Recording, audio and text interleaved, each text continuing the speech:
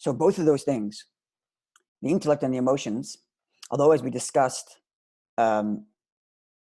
emotions are about how I feel towards something outside of me, and the intellect is more about the abstract truth of what I'm trying to understand in and of itself, and therefore more reclusive, more internal than emotions, which are more about what's going on outside. But nonetheless, both intellect and emotions are both me. They're my internal experience. It's within. I understand, I feel. In other words, I could have ideas and I could have feelings and never express them ever, theoretically, because they are all still within the world of me. So intellect and emotions, although they are very different in their nature, as we explained, and we explained the interconnectedness between the two of them with the element of das, but nonetheless, they are one world, and that's the world of me. In Tanya, it refers to the intellect and emotions as mohis hanefesh, the soul itself, the I, myself. When we speak of the four worlds, Kabbalistically speaking, this is one world, the world of Atzilus. Atzilus literally means near. It's the world of nearness to God himself. It's the world of godliness itself. In the same way, my intellect, my emotions, before I speak it to anybody else, before I relay it to anything outside of me, it's just the ideas that I perceive and the way in which I perceive them and my feelings towards things and how I feel about them and how I process the emotions. While it's all still within me, it's still all me. And therefore that, in terms of the divine worlds, is known as the world of Atzilus. It's the world of the divine experience. There is one caveat in that the big distinction between intellect and emotions, the way we experience it, and intellect and emotions, the way they are in the divine system, in Atzilus, as we just called it, is the following. The Rambam says this with respect to divine knowledge. And the Alter Rebbe quotes this in Tanya, and actually the Alter Rebbe takes this principle and applies it to all of God's divine attributes. And that is as follows. When I understand something, when I know something, there are three elements. There is me, there's my mind, and then there's the idea that I am perceiving, that I understand. And there are essentially three separate entities. I use the medium of my mind to perceive X idea. But when it comes to God himself, there is no such disparity. It's one. He is the knower, he is the known, and he is the medium through which he is knowing. All these three elements are all one. And the same thing is true of God's kindness, God's understanding, all the 10 spheres that we identified in the last two classes. It's all true, and they are all completely one with God. Now, this idea is very ethereal, very sublime, very abstract. And in fact, the Rambam writes this, and the Alter Rebbe, to some degree, even spends 12 chapters explaining this. It's impossible for the human mind to fully comprehend what that means. What does that mean? That you are completely one with the information you are knowing, and you are simultaneously one with the medium, the mind, through which you are getting that information. To us, there's the experiences, there's three separate things. There's me, my brain, and I use my brain to perceive certain information. This kind of unity is not something we can fully comprehend, but we know it as a fact that this is divine truth. For God is not comprised of parts, God forbid. It's one of the foundations of our faith, Yichud Hashem, the unity of God, the oneness of God, and that he and his information, he and his knowledge, he and his wisdom, he and his kindness are all one entity. It's not pieces that come together to comprise him. Like me, I made up a bunch of different things. I made up of myself, my mind, my feelings, the things I feel about, the things I understand. These are all different parts of me. There is no such thing to be said about God, God forbid. It's all one. To perceive and fully understand this oneness is beyond human capacity, but that's the reality. That's the world of Atzilus. The world of Atzilut. Literally, as I said, the word Atzilus means near. Eitzel, or emanate, as in that these divine attributes emanate from God. They aren't separate from him. They're one with him. The language that's used in the Kabbalah is Iyu v'garmu ichad, Iyu v'chayu ichad. He and the light is one. He and the vessels are one. It's another way of saying, it's the Kabbalistic way of saying what I just explained to you from Maimonides, in that God is one with his knowledge in this absolute and perfect unity. That's the world of Atzilus, the world of oneness with godliness, in which you cannot differentiate between God himself and the information, as it were, or the kindness. God himself and the kindness are indistinguishable. It's God's kindness. That's the world of Atzilus. And as we said, when we compare this to the soul, that's the eye of the soul. That's the soul's character trait. The soul's personality is made up of his intellect and his emotions. Now, I haven't yet expressed these ideas yet, or emotions. Even when we talked last week about Malchus, and Malchus was the final of the 10 Sephiros, which is the ability to project. But even that it's not, the words themselves isn't Malchus.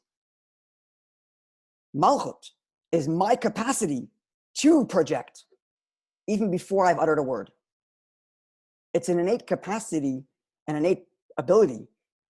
In that sense, it's a midah, it's a sphere, it's an element, it's a dimension of me that I am capable of projection, that I feel the need for projection. I feel a desire for projection, even if I haven't uttered a word yet. So even though we talked about Malchut as the final, one of the 10 spheres, which brings all the emotions and all the ideas out to be expressed, Malchut itself is not the expression. It's the capacity for expression. It's the desire for expression. It's the want for the expression. It's the push within me that says I should express, but it's not an expression yet. And this leads us to the main topic of today's discussion, which is the three ways in which this internal me, my intelligence, my emotions, the three ways in which they are expressed and they are experienced. And they are specifically thought, speech, and action. I think about my feelings. I think about my ideas. I can speak about my ideas. I can speak about my feelings. And then I can act on my feelings and I can act on my ideas. Now already we're in the realm of expression and experience. Now, let's deal with the first one because it's the most subtle of them and therefore sometimes the hardest to fully comprehend, understand. When we say thought, we don't mean ideas, nor do we mean feelings. Your feelings and your ideas, your moichin and midas, as we defined them in the previous classes, are not the same thing as your thoughts.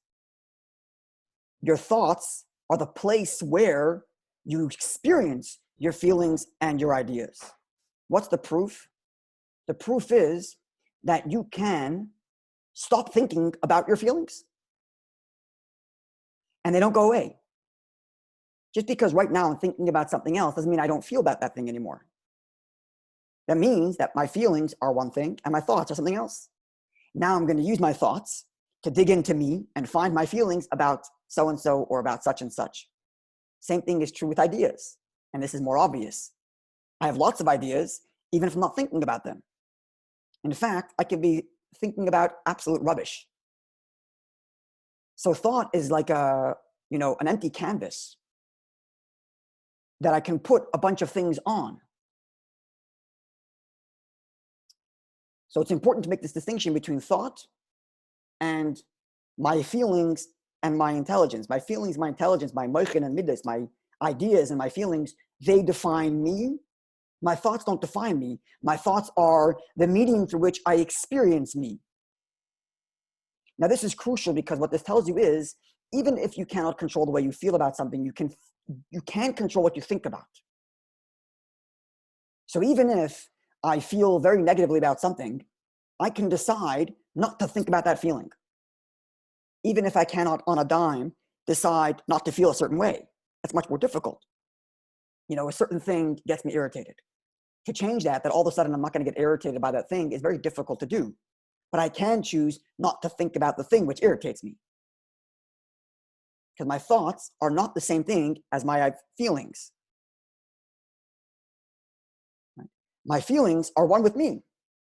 They're my internal experience. This is the world of Atzilus, the world of oneness in God. It's the oneness with God, and in me, it's one with me. It's much more difficult to change. Even the way I understand things is very difficult to change. But what I think, that I can control.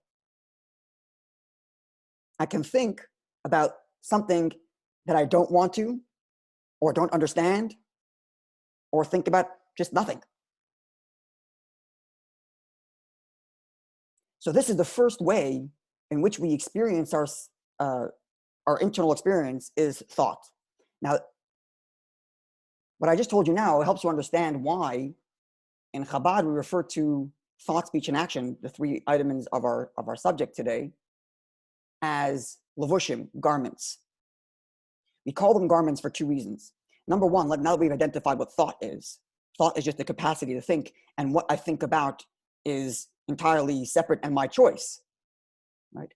So it's like a vessel, it's like an article of clothing in which I enclose something.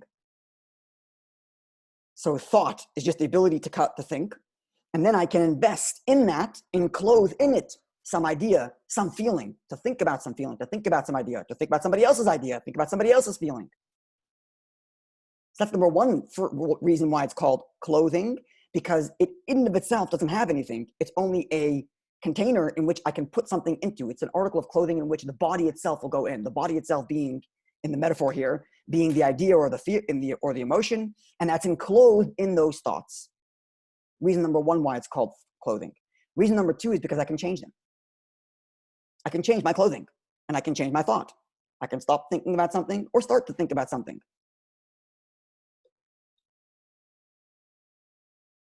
So that's number one, is thought. Then from thought, we go to speech and action. Now I'm putting speech and action somewhat together because speech and action, unlike thought, which still remains inside of me, even though it's not as one with me as my emotions are and as my ideas are, those are much more one with me. Those make me who I am, and therefore much harder to change, as we explained. My thoughts are the way in which I experience myself, and therefore I can change them more easily. I can change my thoughts. I can change what I think about. I can choose what I think about more easily. But nonetheless, thoughts are still inside of me.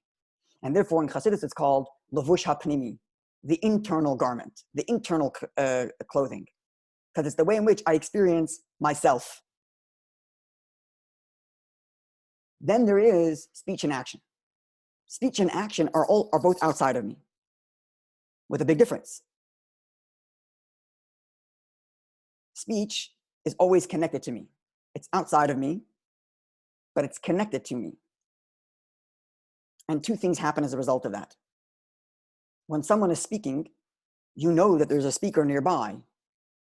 You can hear from the way they speak how they feel. Are they speaking in an excited tone, in a monotone, with more feeling, with less feeling? Speech itself, it comes out of my body physically. It leaves me and reaches the other person's ear, but nonetheless, it's very much still connected to me. Whereas action, I can build something, walk away, and 100 years later, that item I made is still there. And the person who uses that item will have never known me, never knew I existed, never will know I existed. His action is much more detached from me than my speech. So if you've noticed, we're going progressively more and more outward from the person.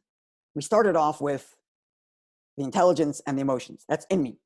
Even within intelligence and emotion, we talked about in the previous classes, intelligence is more reclusive, is more internal, and emotions are more towards how I feel about the outside world. So even between intelligence and emotions, we've gone from the truth of the idea itself, how I feel about that thing outside of me, and then we've gone to thought, a little more external, speech, more external, action, even more external. Now these four spheres, my internal experience, intelligence, emotions, my thoughts, my speech, and then my action, are reflective of four worlds. So let's analyze it first within our own experience. Each of these four spheres are really a world in and of itself, but I hope you're getting a sense of the fact that all these worlds are interconnected, because there is no speech without thought, and there is no thought without some idea before or some feeling, and there is no action without thought about that action, or even to some degree I have to speak it out to get it clear before I start acting on it, right? These worlds are all interconnected. So I hope already we're getting a sense that when we talk about spiritual divine worlds, we're not talking about separate realities that are completely detached from each other. They're very much linked one to the next.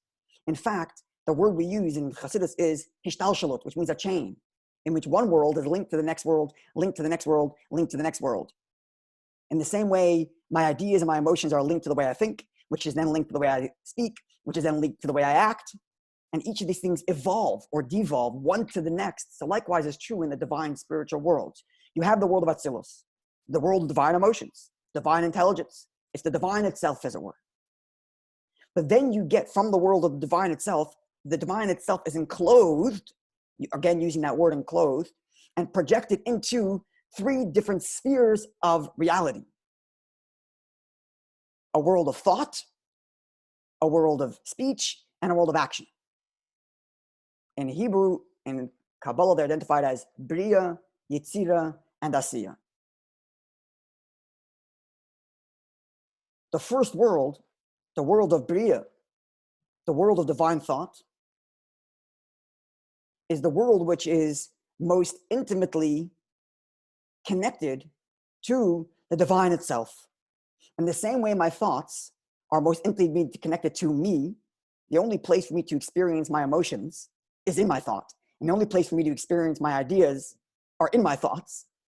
So likewise, the world of Beriah, this world, is a kind of world where there's a full creation exactly like our creation. Not physical to the senses, but it's a world where the divine reality is obvious.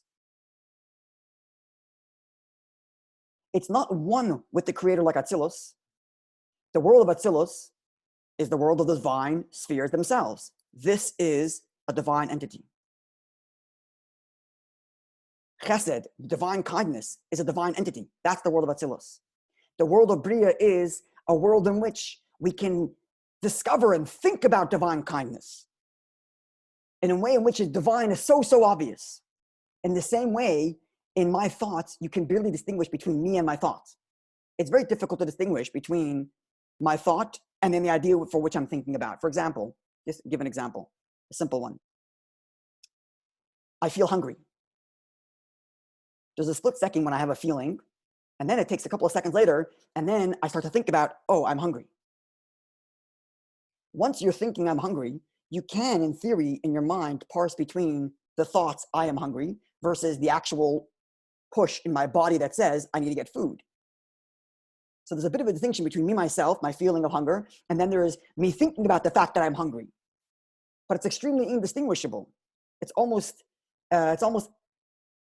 impossible to disconnect. Another similar example. And now let's compare it to speech. And you'll see the distinction of how thought is closer to me versus speech is more external. In thought and speech, words are used. When I think, I use words to process ideas or feelings. When I speak, certainly I use words. What's the difference? The difference is when I'm speaking now, what you are getting is just the words. And you then have to use your intelligence to decode the word and extrapolate the message from the words. Human beings, we're identified in the Torah as medaber, as speakers. That's the way human beings are identified.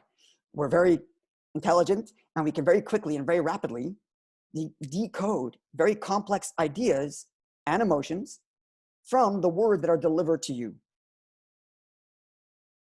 But when it comes to my thoughts, it's true that I'm using words in my mind to process my thoughts. But what's important here? The words? Do I have to take the words of my thought and unpackage it to get to the idea? No. The idea is there because it's my idea. I just need words to identify them. So in my thoughts, the primary is not the words. The primary is the idea, the feeling. The words are just there to identify those things. Whereas when I speak, the primary here is the words. And those words, hopefully, will convey to you what idea I'm trying to express. A simple proof for this is the fact that whether I speak English, Hebrew, or Chinese, the initial feeling of hunger is the same. And that's just a feeling. It's beyond language. But then when I think about I am hungry, the words I use to identify that feeling will differ depending on what language I speak. So there's the difference between the worlds of Atzilus, Beriah, and Yetzirah. The world of Atzilus, this highest lofty world, those are the divine ideas themselves. It's divinity. It's one with God. There's lots of ideas. There's lots of powers, kindness, intelligence, but they're all divine. There is no separation between the recipient and God himself, because it's all God. It's all godliness. Then comes the world of Beriah. That's the world of divine thought. In the world of divine thought, there is certainly a recipient. Thought is a recipient of ideas. It's a recipient of emotions. So there's a recipient of divine investure. But it's so intimately connected that it almost loses its own individual identity. And the primary here is God speaking, or I'm sorry, God's idea, God's emotion, God's capacity, God's strength, God's kindness, God's etc. And then there's the world of Yetzirah. The world of Yetzirah is divine speech, where there's a divine message in that world. The whole world is one big divine message that the angels or whoever lives in that world decodes and gets to, wow, this is God here. But just like speech, in which when I speak, from the way in which I speak, you can tell my mood. You can tell if I'm excited about the idea or not, how I feel about it. And you can identify me in my speech. So likewise, in the world of Yetzirah, it's a little detached. It's divine speech, but nonetheless, it's very easy to identify, oh, this is godliness here. Then there's the world of action. The world of action, as you described earlier, I can build something, and 100 years later, it still stands, and the person using that item may never even know I existed. That's our world. God created a whole world. It's the same God that created this world as the world of Yetzirah, and the world of Beriah, and the world of Yetzirah, of Atzilus. It's all created by the same God. And yet this creation, we can walk around our entire lives and never identify the creator. Just like the world of action. I do an action, I take something, it becomes detached from me, I walk away, and that thing still exists. And the person looking at it doesn't see me necessarily in that. So I hope what you're getting a sense of is also that these four worlds are really just four ways of looking at reality, and how easily do you identify reality with God, the creator. The lowest world is complete detachment. I know that because it's here, someone made it. In the same way I look at a chair. I look at a chair, I know someone made it. Who made it? No idea. When the person made it? Also no idea. What type of person is this person who made the chair? Also no idea. I just know it was made by a person. So I look at our world, there's a creator. But there's a very big detachment between what I'm observing and the creator himself. If I climb to a higher world, it becomes a world of speech, a world in which I see the world not just as God's doings, but as God's words. They are living things that convey how God's feeling about life, as it were. They convey divine attributes of mercy, of grandeur, of intelligence, in the same way speech does. But in this world, I remain separate from God, and I'm decoding the message from God, like a listener listening to someone speak. Then there's an even higher world in which the primary here is not the creation, and then I decode from creation the fact that there's a God and a creator, like speech. I give you words, and then you decode from the words the ideas. But I look at the world, and all I see is the divine. Creation is only an identifier to that creator. In the same way that thought, my words and my thoughts are not what define the ideas. They're only ways of identifying the ideas to myself. Well, we used the example before of hunger. I'm hungry whether I think about it or not. Whether I think about it in Chinese, English, or Hebrew, the hunger is the same. The words I use are only identifier to identify that feeling. So likewise, a person looks at the world and all he sees is the divine. And the world is only a way to identify that divine. That's an even higher world. And then there's yet an even higher world, the world of Atzilus, where there is no separation. It's all divinity.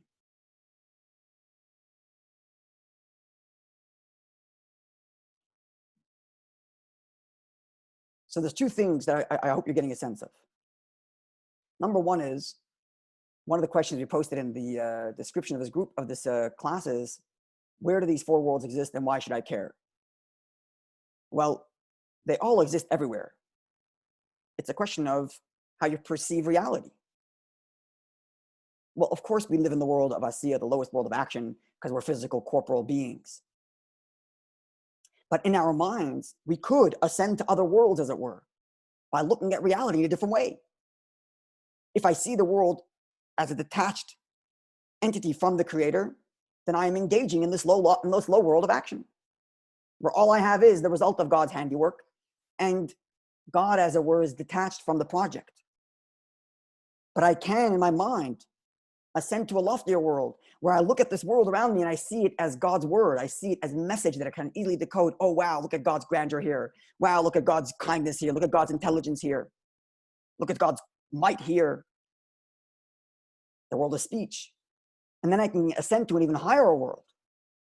A world where the divine greatness is the central thing. And in the world are just marking points for that greatness. The world of thought. Now, I've only identified 3 worlds. Asiya, going upward, Asiya, Yetzirah, and Beriah. Action, thought, and then above that, speech.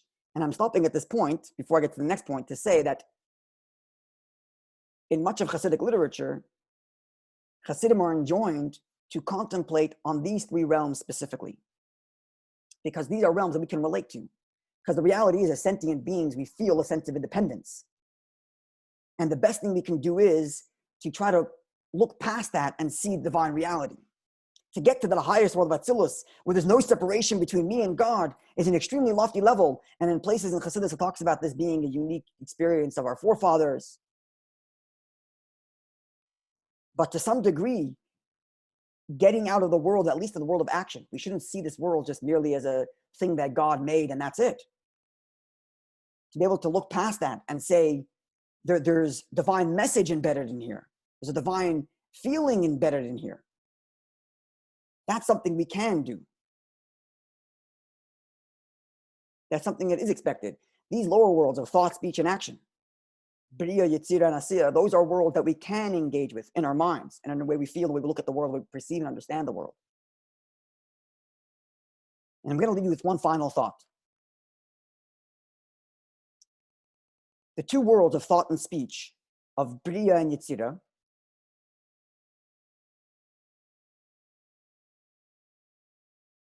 the world of thought, Beriah, is more closely linked to divine intelligence. Because thoughts are where intelligent ideas are thought of. Speech is more intimately connected to divine emotion. In the same way, when I feel something, I feel much more of an urge to speak it than if I have an idea. Even when I have an idea, I only want to speak it with somebody else when I'm excited about it. When there's an element of emotion, now I want to say it to somebody. I'm excited about it. There's an emotion. Now, if that's the case, we can think of the 3 worlds in such a way. The lowest world of action is just looking at the world and saying, it was made by God, this is what it is. The world of Yetzirah, the world of speech, is not just looking at the world as divine messages to decode, but think of it as divine emotion is here. I am moved by the beauty of the world, the might of the world, the awesomeness of the world. It's overwhelming. It's wow. There's an emotional feeling that I feel in response to the divine emotional investure, as it were, in creation. And then the world of thought can be thought of as looking at the world as from an intelligent design perspective.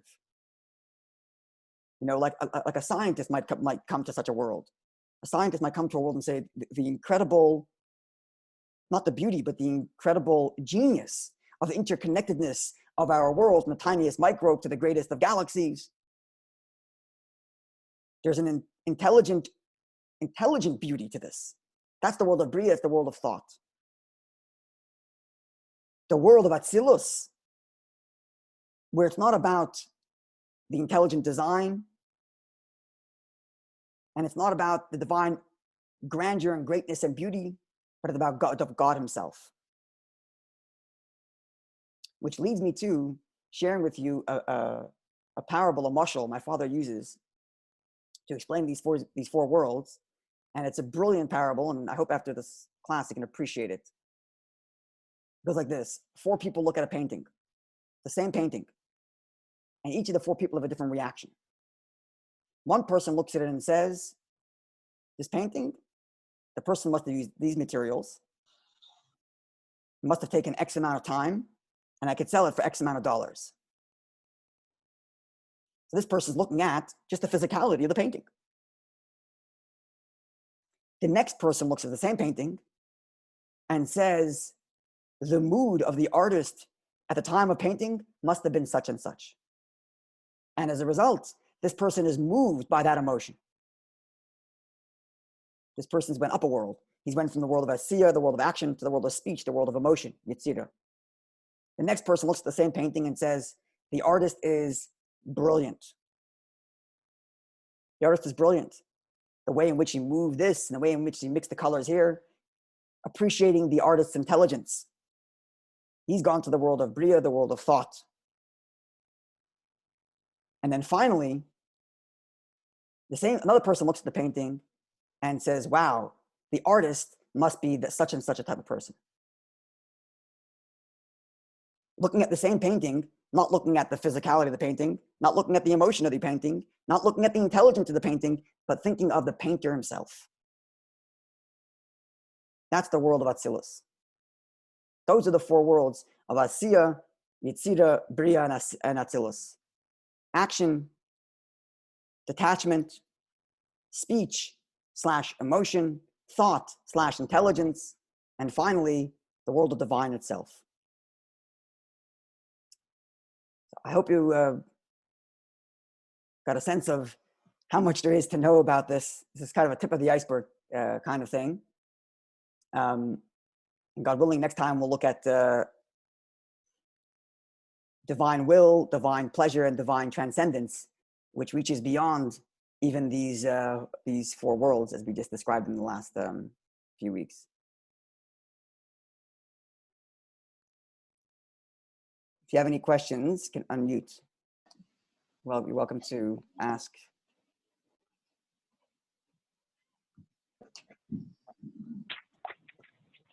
Dave, nice to see you. Nice to.